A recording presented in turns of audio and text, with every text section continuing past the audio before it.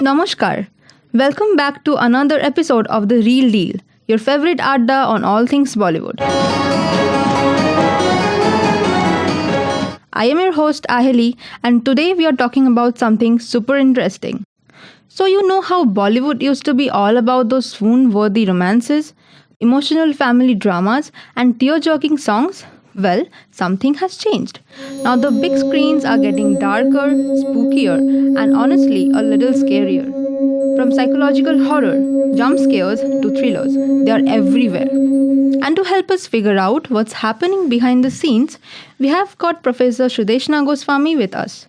She's a whiz with cameras, films, and storytelling, and a journalism professor at Sister Nivedita University. Shrudeshna ma'am, welcome to our little adda. Thank you, Ahili. It's my pleasure to be here. Bollywood horrors has evolved over the years.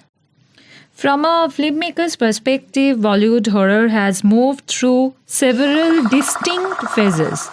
I can say in the 70s and 80s, horror was largely driven by atmosphere, gothic settings, and melodrama, often packaged with, music and romance. But very recently, brought a shift towards psychological and supernatural narratives, where we can see storytelling, sound design, and visual polish gained importance. In the last decade, we have entered a more mature space. Filmmakers are experimenting with their genre, exploring folklores, social commentary, and definitely hybrid forms of horror. Sure, ma'am. So, what do you think are the key elements of folk horror? Very important question. I think folk horror centers on landscapes, rituals, and belief systems.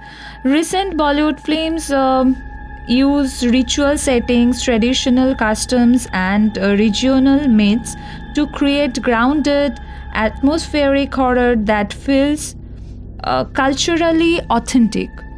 So this is I believe this is the main craft of making this kind of horror films.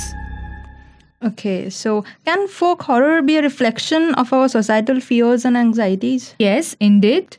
Folk horrors often mirrors fears about identity, tradition, superstition, caste, and the tension between modernity and old belief systems, turning social anxieties into cinematic fear. So, yeah. Okay, how do you think the inclusion of folk horror elements is impacting the Bollywood horror genre?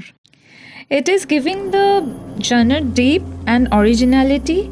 Folk elements bring new texture, richer themes, and unpredictable storytelling, which is very important, which is basically helping Bollywood move beyond conventional and typical ghost stories.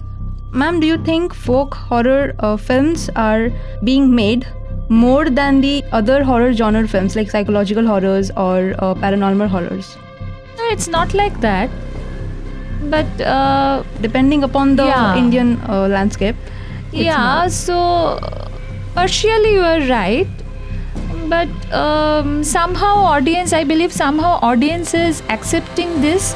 That's why filmmakers are more into this kind of thing. Right, very well pointed, ma'am.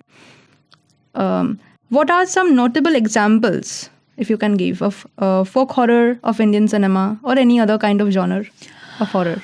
So presently that Tumbats, Tree, Kantara 1, 2, and there are lots of it's very long list to say right now. Right. Ma'am, thank you very much for sharing your expertise and insights into the world of Bollywood horror. As we conclude, it's clear that folk horror is a significant and captivating subgenre that's here to stay, along with other horror genres. Thank you so much, Ahili. It's my pleasure talking to you. And I enjoyed the session very much. Thank you. Thank you so much, ma'am. And that's a wrap. Thanks for tuning into this episode of The Real Deal. Join us next time as we explore more fascinating topics in Indian cinema.